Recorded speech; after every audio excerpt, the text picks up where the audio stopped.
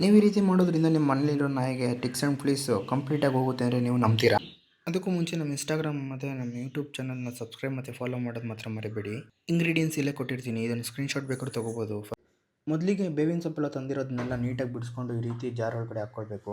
ನೀವು ಒಂದು ನಾಯಿಗೆ ಇಲ್ಲ 2 ನಾಯಿಗೆ ಮಾಡಿಸ್ಬೇಕಂದ್ರೆ ಮಿನಿಮಮ್ 1.5 kg ಬೇಕೇ ಬೇಕು ಪೇಸ್ಟ್ ಇದು. ಈ ರೀತಿ ನೀವು ತಿಂಗ್ಳಿಗೆ ಒಂದು ಸತಿ ಮಾಡಿಸೋದ್ರಿಂದ ನಿಮ್ಮ ಮನೇಲಿರೋ ನಾಯಿಗೆ ಟಿಕ್ಸ್ ಆ್ಯಂಡ್ ಫ್ಲೀಸ್ ಅಲ್ದಿರೋ ಇನ್ನೂ ಬೇರೆ ಇನ್ಫೆಕ್ಷನ್ಗಳ ತಡೀಬೋದು ನೀವು. ಜಾಸ್ತಿ ನೀರನ್ನ ಸೇರಿಸಿ ರುಬ್ಬಾರ್ದು, ನೀಟಾಗಿ ಈ ಥರ ಥಿಕ್ ಪೇಸ್ಟ್ ಆಗಿರಬೇಕು. ಈ ಥರ ನೋಡ್ಬೋದು. ಈ ಥರ ಇದಕ್ಕೆ ನೀವು ಆ್ಯಡ್ ಆನ್ ಆಗಿ ನೀಮ್ ಆಯಿಲ್ ಕೂಡ ಆ್ಯಡ್ ಮಾಡ್ಬೋದು. ಇದಕ್ಕೆ ಸ್ವಲ್ಪ ಅರಿಶಿನ ಮತ್ತು ಕೊಕೊನಟ್ ಆಯಿಲು ಎರಡನ್ನೂ ಮಿಕ್ಸ್ ಮಾಡಿ ಈ ರೀತಿ ಹಚ್ತಾ ಬರಬೇಕು. ಈವನ್ಲಿ ಸ್ಪ್ರೆಡ್ ಮಾಡಬೇಕು ಥ್ರೂ ಔಟ್ ಬಾಡಿ ಫುಲ್ಲೂ.